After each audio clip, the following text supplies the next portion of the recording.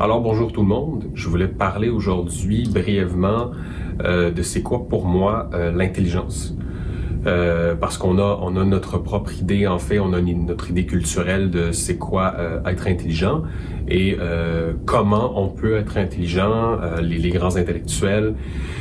Euh, pour moi, en fait, ce que je voulais expliquer, c'est que pour moi, l'intelligence, c'est pas nécessairement savoir les dates que les Vikings sont venus en Amérique, par exemple, ou c'est de la connaissance, c'est super intéressant. Par contre, l'intelligence, pour moi, c'est beaucoup basé sur se remettre en question et, par exemple, pour moi, un des fondements de l'intelligence, c'est de pas avoir d'ego.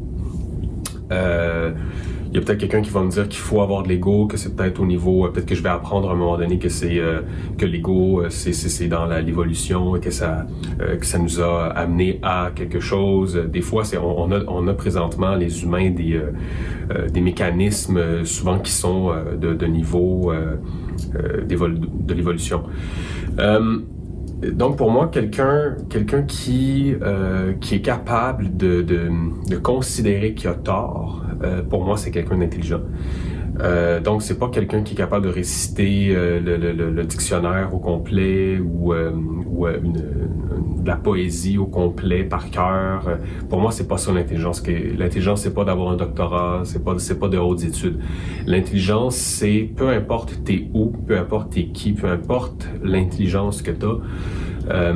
Si t'es capable de quand tu as une conversation, d'admettre que tu as tort et de prendre du recul par rapport à ce qu'on est en train de dire.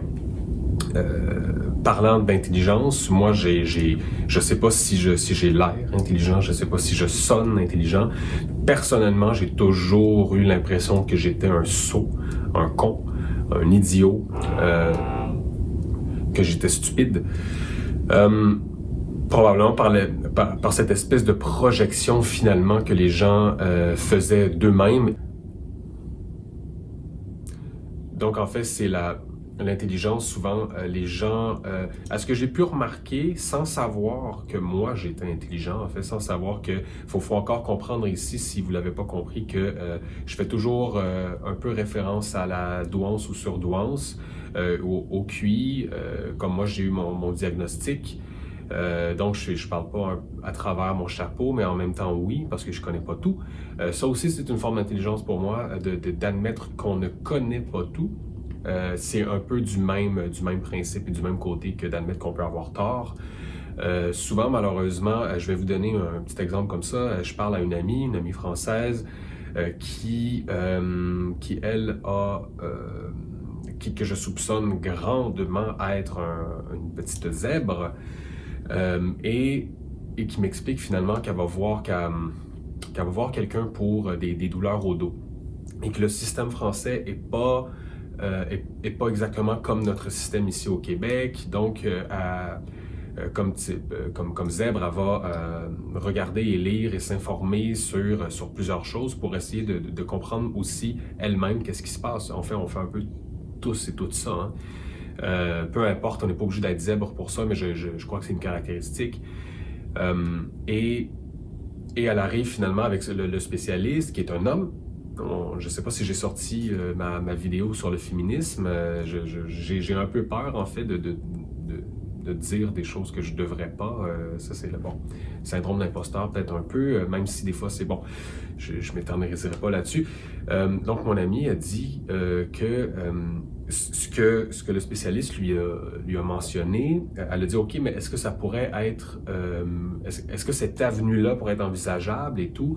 Et lui, par son ego d'homme aussi, c'est culturel, l'a pas trouvé drôle et l'a pas trouvé intéressant et a finalement dit que lui a fait un peu sentir que c'est pas elle qui arrivait avec que c'était lui qui lui disait quel était son problème et tout. Et en même temps, je comprends parce que quand tu es un professionnel, à un moment donné, t'es souvent confronté à des gens qui ont l'impression qu'ils savent tout. Puis souvent, ces gens-là ne savent absolument rien. C'était peut-être ça dans ce cas-là, mais ça m'étonnerait. L'histoire et le but de cette histoire-là, c'est pour montrer que son ego est entré en jeu et admettons qu'elle avait raison. Qu'elle avait raison que c'était une avenue. Et même si elle n'avait pas raison que c'était une avenue, il y a l'intelligence, c'est d'accepter que quelqu'un a fait des recherches et de trouver ça intéressant et de dire waouh, c'est vraiment intéressant et ce que tu as compris ici, c'est pas exactement ça, mais ce que tu as compris là, oui, c'est pile dessus. C'est ça l'intelligence. L'intelligence, c'est de construire.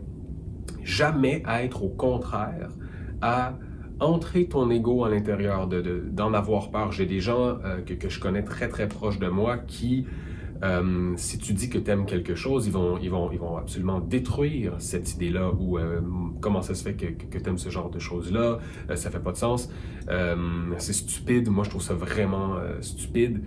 Donc, si moi j'aime ça, ça veut dire que je suis stupide. Est-ce que c'est ça que tu es en train de dire? Et qu'après ça, la personne va, pendant 1 heure de temps, va en parler de temps en temps, comme ça, dans une conversation qui est une non-conversation, et qui va ressortir ça, ah, c'est vraiment stupide, c'est vraiment stupide. Et tu te dis, bon, on peut passer à autre chose.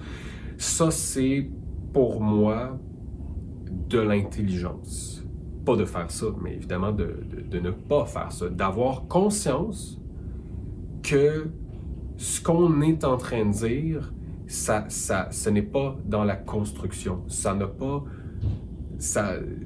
pas intéressant pour avancer. Comme on dit, c'est la critique constructive. La critique constructive, j'adore ça. Je suis quelqu'un qui aime qu'on me dise de façon constructive qu'est-ce qui se passe. Des fois, ça peut être quelque chose de la façon que j'ai pu le dire. Ça peut être une idée que j'ai pas nécessairement peut-être bien comprise ou un concept. Ça, pour moi, c'est l'intelligence. Et j'aime converser avec ce type de personnes-là parce que ça m'amène ailleurs. Ça m'amène ailleurs. Et pour moi, vu que j'ai pas cet ego-là qui m'emprisonne, parce que l'ego, c'est une prison de l'avancement intellectuel. Pour moi, et c'est dommage, mais je vais revenir un peu à ce que je disais tout à l'heure.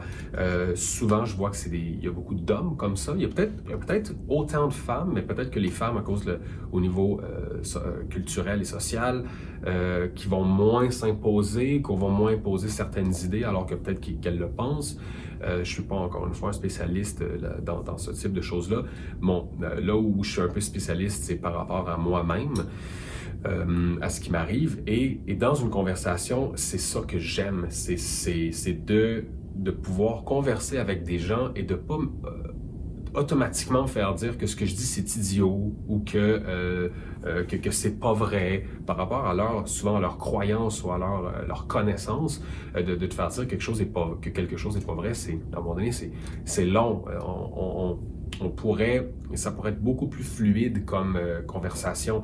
Et dans mon cas, encore une fois, là, on parle de douance. Et ça encore une fois, je fais des parenthèses dans les parenthèses, mais pour moi, c'est un problème. Je ne peux pas dire que je suis surdoué. Je peux pas dire à tout le monde que je suis surdoué. Je l'ai pas encore dit à ma famille, je l'ai pas encore dit à beaucoup de mes amis, même si j'ai pas beaucoup d'amis, mais les gens qui sont dans mes cercles le savent pas encore nécessairement. Il y a que quelques personnes que je soupçonnais qui étaient soit surdouées ou que par leur discours, je savais qu'avec eux, je pouvais m'ouvrir. Parce que dire que tu es surdoué ou dire que tu es un haut QI, et oui, je l'avoue, moi je suis un très haut QI et c'est extrêmement difficile. C'est extrêmement difficile parce que je suis toujours confronté à des gens qui croient qu'ils savent plus. Alors que moi, jamais je vais essayer d'écraser quelqu'un parce qu'il ne sait pas. Au contraire, si on peut avoir une discussion, que tu sais une partie, que j'en sais une, que j'en sais 2 sur 3, on est supposé d'être content que l'autre puisse nous apporter comme ça. Donc, pour moi, c'est une confrontation constante de voir des gens qui amènent l'ego dans leur conversation et qui, parce qu'ils n'aiment pas comment je parle ou comment je m'habille ou physiquement parce qu'ils sont confrontés, leurs copines pourraient me trouver à leur goût. Donc ça ternit une conversation, ça ternit une amitié. Ça, c'est lourd dans ma vie. C'est constamment comme ça. Et ça, ce n'est pas une forme d'intelligence de toujours remettre en question négativement les choses en mettant son ego. Parce que remettre en question, ça c'est sain. Mais remettre en question en mettant un ego, en disant que, OK, je remets en question, mais ça doit absolument fitter dans un cadre carré de tant de centimètres par tant de centimètres. Ça fait aucun sens. Donc pour moi, l'intelligence, c'est d'accepter les autres tels qu'ils sont, peu importe. Par exemple, si moi, quelqu'un de 7 pieds arrive devant moi, je vais pas lui dire, mon Dieu, non, t'es trop grande, on ne peut pas parler ensemble. J'aime pas le fait que tu sois 7 pieds. Moi, j'ai un complexe d'infériorité parce que je suis plus petit, ce qui est pas vrai. Je suis plus petit que toi, donc j'ai un complexe d'infériorité, donc je n'accepte pas que tu sois plus grand que moi. L'intelligence, c'est un peu ça. C'est un peu à ce dont on est confronté constamment. C'est des gens qui, encore une fois, faut toujours que je fasse attention. Je peux pas dire qu'ils sont moins intelligents. On peut pas dire ça. Par contre, la personne qui est 7 pieds peut dire, oui, cette personne-là est moins grande que moi. Et on n'en fait pas un plat. Mais l'intelligence, vu que c'est plus difficile de quantifier, vu que c'est dans l'abstrait, l'intelligence, encore là, vous voyez, j'ai beau avoir un OQI, je connais pas tous les mots, je connais pas... pour moi, en fait, j'en ai rien à cirer de connaître tous les mots et de connaître tous les termes. Et en fait, moi, j'adore connaître des nouvelles choses, mais même si j'adore l'exactitude des mots et des précisions, et que je suis même assez à cheval là-dessus, pour moi, si quelqu'un se trompe devant moi, bon, encore une parenthèse, l'exactitude des mots, des fois, à un moment donné, il faut en laisser. Quand j'étais adolescent, mon premier voyage seul en avion, je m'en vais en Californie voir de la famille aux États-Unis et je demande avec un anglais plutôt minable, avec un gros accent francophone du Québec, la fille qui travaillait finalement pour l'agente de bord me demande qu'est-ce que vous voulez avoir en anglais et moi je comprends ce qu'elle est en train de me dire. De toute façon, même si j'avais pas compris, je suis assez intelligent pour comprendre que là on est en train de servir quelque chose